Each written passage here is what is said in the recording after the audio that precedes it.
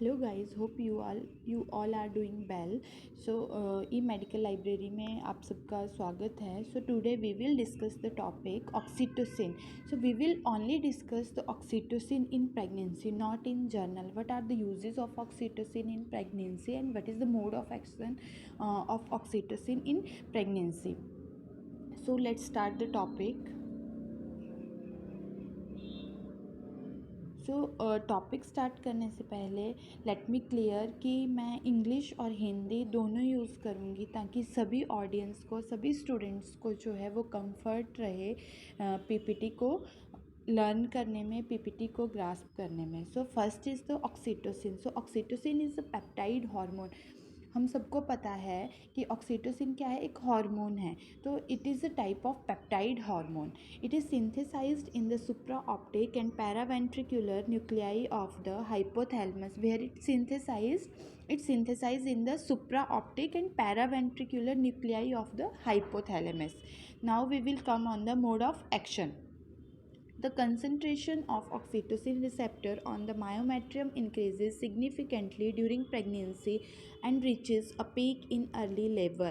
How the oxytocin act on the uterus? So the concentration of oxytocin receptor, what happen during pregnancy, the concentration of oxytocin receptor on the myometrium layer of the uterus. जो myometrium layer है uterus की, वहाँ पे oxytocin receptor की जो concentration है that will increase in during pregnancy के time में वो इंक्रीज़ होती है, मतलब थोड़ी इंक्रीज़ होती है. और in at the time of early labour, जब अर्ली लेबर पेन मदर को स्टार्ट होती है या लेट प्रेगनेंसी में, वो एक पीक लेवल तक वहाँ पे पहुँच जाती है. सो मायोमेट्रियम आप सबको पता है, layer of the uterus. There are 3 layers of the uterus: endometrium, myometrium and perimetrium.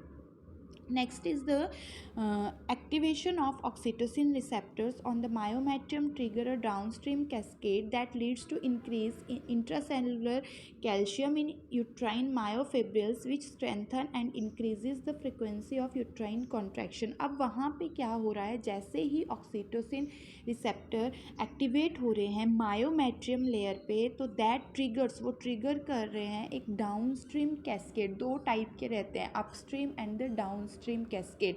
तो वो डाउनस्ट्रीम कैस्केड को ट्रिगर कर रहे हैं जो वहाँ पे इंट्रासेलुलर कैल्शियम को इंक्रीज़ कर रहा है. किस चीज़ में? यूट्राइन मायोफिब्रिल्स में. यूट्राइन मायोफिब्रिल्स जो हैं वो क्या करते हैं, यूट्राइन मसल्स को बनाते हैं, जो स्ट्रेंथन करता है और इंक्रीज़ करता है फ्रीक्वेंसी ऑफ यूट्राइन कॉन्ट्रैक्शन को, कि जो यूट्राइन कॉन्ट्रैक्शन है उनकी फ्रीक्वेंसी भी ठीक रहे और इंक्रीज़ भी हो जाए. मीन्स अगर हम पूरा समराइज़ करें कि मोड ऑफ एक्शन क्या होता है, तो वहाँ सबसे पहले क्या होता है, ऑक्सीटोसिन रिसेप्टर जो हैं वो इंक्रीज़ हो रहे हैं. कहाँ पे इंक्रीज़ हो रहे हैं? मायोमेट्रियम में, क्योंकि मायोमेट्रियम लेयर ही प्रेगनेंसी को सपोर्ट करता है. ठीक है, तो मायोमेट्रियम में इंक्रीज़ हो रहे हैं. वहाँ पे इंक्रीज़ होने की वजह से क्या हो रहा है, वहाँ पे डाउनस्ट्रीम कैस्केड हो रहा है, जिसकी वजह से इंट्रासेलुलर कैल्शियम जो है वो वहाँ पे रिलीज़ हो रहा है और यूट्राइन मायोफिब्रिल्स जो हैं वो क्या कर रहे हैं, वहाँ पे स्ट्रेंथन और इंक्रीज़ कर रहे हैं यूट्राइन कॉन्ट्रैक्शन की फ्रीक्वेंसी को. Next is the indication of the oxytocin, कि हमें ऑक्सीटोसिन कब कब यूज़ करते हैं. हम ओनली इन प्रेगनेंसी, हम प्रेगनेंसी की बात करें तो हम प्रेगनेंसी में ही देखेंगे. तो अब एक प्रेगनेंसी को 3 पीरियड्स में डिवाइड किया गया: early pregnancy, mid pregnancy and the late pregnancy. So early pregnancy में हम ऑक्सीटोसिन को कब कब यूज़ कर सकते हैं? सबसे पहले टू एक्सलरेट द एबॉर्शन. अगर हमें एबॉर्शन को एक्सलरेट करवाना है तब हम यूज़ कर सकते हैं, बट नॉट इलीगली. हम इलीगली एबॉर्शन की बात नहीं कर रहे हैं. We are talking about the legal abortion, that is the MTP, medical termination of the pregnancy. वो एक अलग टॉपिक है, उसके बारे में हम अलग डिस्कस करेंगे. बट आपको इन जर्नल में बता रही हूँ कि लीगली अगर हमें एबॉर्शन को ट्रिगर करवाना है तो उसको हम बोलते हैं MTP. और अगर हमें इवैक्यूएशन ऑफ यूट्रस किया है, हमने इवैक्यूएशन ऑफ यूट्रस एक सर्जिकल प्रोसीजर होता है, तो अगर हमने इवैक्यूएशन किया है तो उस टाइम पे हमें ब्लीडिंग को स्टॉप करना है, तब भी हम क्या करते हैं, ऑक्सीटोसिन जो है वो मदर को देते हैं. और एबॉर्शन के टाइम पे कई बार क्या होता है, और हम एबॉर्टिफिकेशिएंट एजेंट्स देते हैं, मतलब और टैबलेट्स भी दी जाती हैं, उसके साथ हम ऑक्सीटोसिन को भी साथ में दे देते हैं। नेक्स्ट आता है लेट प्रेगनेंसी में। लेट की अगर हम बात करें तो मतलब हम लास्ट ट्राइमेस्टर की बात कर रहे हैं। तो लेट प्रेगनेंसी में लेबर को इंड्यूस करवाने के लिए, अगर हमें लेबर को इंड्यूस करवाना है तो लेबर को इंड्यूस करवाने के लिए हम ऑक्सीटोसिन इसलिए यूज़ करते हैं क्योंकि कई पेशेंट्स में क्या होता है कि ईडीडी हो आ जाती है पेशेंट की, मतलब ईडीडी का टाइम आ गया है कि वो डेट आ गई है, EDD is expected date of delivery, but वो पेशेंट को अपने आप से नेचुरली लेबर नहीं स्टार्ट हो रहा है, तो हम लेबर को इंड्यूस करवाने के लिए उसको ऑक्सीटोसिन देंगे। और वो क्या करवाता है, वो सर्वाइकल राइपनिंग में हेल्प करवाता है ताकि प्रॉपरली इंड्यूस हो सके लेबर। और अगर हमें ऑग्यूमेंटेशन ऑफ लेबर करवाना है, ऑग्यूमेंटेशन ऑफ लेबर होता है कि हमें फास्टन करवानी है उसकी फ्रीक्वेंसी यूट्राइन कॉन्ट्रैक्शंस की, तो हम क्या कर सकते हैं, लेबर को, कई मदर को लेबर पेन स्टार्ट होते हैं बट यूट्राइन कॉन्ट्रैक्शन जो है वो प्रॉपरली नहीं आ रहे होते हैं, तो उस टाइम पे भी हम ऑक्सीटोसिन जो है वो इंट्रोड्यूस कर सकते हैं। Next is the uterine inertia. Uterine inertia मतलब कॉन्ट्रैक्शन नहीं हो रहे हैं या एबनॉर्मल आ रहे हैं, मतलब प्रॉपरली वो रिदम में नहीं आ रहे हैं, तो at that time we will also use the oxytocin.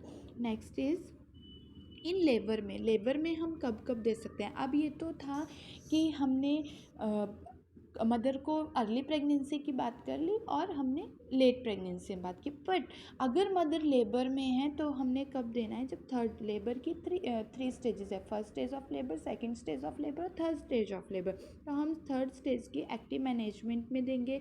जब प्लेसेंटा को एक्सपेल करना है तब हमें देना है। और उसके बाद आता है प्यूपेरियम भी एक पीरियड है जो 6 वीक तक रहता है, ठीक है। आफ्टर प्रेगनेंसी प्यूपेरियम पीरियड जो है वो 6 वीक तक रहता है। तो अगर मदर को ब्लड लॉस हुआ है, मतलब ब्लड लॉस को मिनिमाइज़ करने के लिए और पीपीएच पोस्टपार्टम हेमरेज को रोकने के लिए हम मदर को ऑक्सीटोसिन देते हैं। कोई मदर है उसने बेबी को डिलीवर कर दिया, प्लेसेंटा भी एक्सपेल हो गया, बट मदर की ब्लीडिंग जो है वो रुक नहीं रही है, जैसे प्लेसेंटा एक्सपेल हुआ थर्ड स्टेज ऑफ लेबर जो है वो वहीं पे ही ख़त्म हो गई, फिर कौन सा पीरियड स्टार्ट हो गया, that is the puerperium period. तो उस टाइम पे हम मदर को ऑक्सीटोसिन देंगे क्योंकि उसका जो यूट्रस है, कई बार क्या होता है यूट्रस रिलैक्स कर गया होता है, तो यूट्रस को दोबारा कॉन्ट्रैक्ट करने के लिए we will introduce the oxytocin ताकि मदर की जो ब्लड लॉस है, जो पोस्टपार्टम हेमरेज है, वो कम हो। Next, what are the adverse effects? So adverse effects are uterine hyper stimulation हो सकता है, हाइपर स्टिमुलेट हो सकता है यूट्रस रप्चर हो सकता है ज़्यादा हाइपर स्टिमुलेट होने की वजह से, हाइपोटेंशन मदर को हो सकती है और एंटी डायलिसिस हो सकता है, फीटल हाइपोक्सिया हो सकता है। अगर ज़्यादा यूट्रस कॉन्ट्रैक्ट कर रहा है तो बेबी को जो है वो हाइपोक्सिया की कंडीशन में भी बेबी जा सकता है, जिसकी वजह से अगर उसको टाइम पे नोट नहीं किया गया, टाइम पे ध्यान नहीं दिया गया, तो हो सकता है बेबी की फीटल डेथ हो। तो इन सब बातों का हमें ध्यान रखना है कि जब भी हमने पेशेंट्स को ऑक्सीटोसिन दिया है तो हमें जो है उसके एडवर्स इफ़ेक्ट्स को भी ध्यान में लेके चलना है, पेशेंट को असेस करते रहना है। तो नेक्स्ट आता है नर्सिस रिस्पॉन्सिबिलिटी। अब नर्सिस रिस्पॉन्सिबिलिटी, हमने पेशेंट को एक ड्रग एडमिनिस्टर किया है तो हमारी क्या क्या रिस्पॉन्सिबिलिटी बनती है। सबसे पहले तो हमें पेशेंट को असेस करना है कि पेशेंट ठीक है, उसका बीपी कितना है। ऑक्सीटोसिन देने से पहले भी हमें पेशेंट का ब्लड प्रेशर जो है चेक करना है, एडमिनिस्टर करना है, प्रॉपरली एडमिनिस्टर करना है, जो चैनल है उसके थ्रू एडमिनिस्टर करना है, जो डोज है उसके थ्रू एडमिनिस्टर करना है, मतलब कितनी डोज हमें देनी है।